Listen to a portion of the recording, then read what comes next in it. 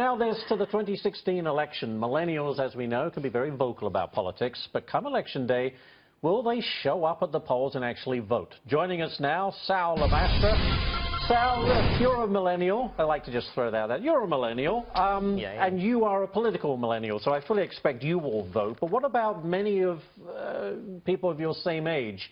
They sail up, but do they actually turn up and vote? Exactly, and you have to take that into account. In the past, in 2012, about 60% of millennials, a little over than that, said they were going to show up, but only about 52% showed up. So what we're looking at now going into the Iowa caucus especially is millennial enthusiasm for politics. And according to the latest CBSU Gov poll, 84% of millennials, more than any other age group, are excited to show up and vote in Iowa. And millennials will, I think, this time decide in both parties who wins that caucus. So do you think the race this time around has gotten more millennials involved? And why is that? Is it Donald Trump? Is it Bernie Sanders? Or both? It's both of them. Millennials are looking for a candidate that's exciting and the outsider. They voted for Barack Obama because in 2008 he was the outsider. So now you have Donald Trump and kind of Ted Cruz who are taking that mantle on the GOP side, winning a majority of millennials there. On the Democrat side, you have Bernie Sanders completely decimating Hillary Clinton with the youth vote. I think in Iowa he's winning 55 points above Hillary Clinton when it comes to the youth vote. Is it good for Trump or not? Does Trump can evoke both very positive and very negative reactions? Does it benefit him more among millennials?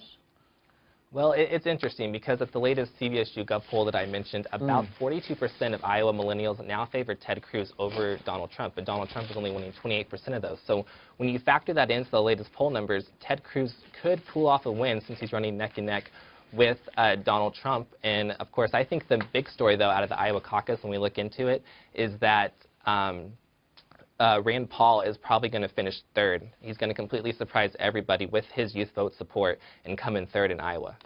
What, Sal, do you think is the biggest issue among millennials in this cycle?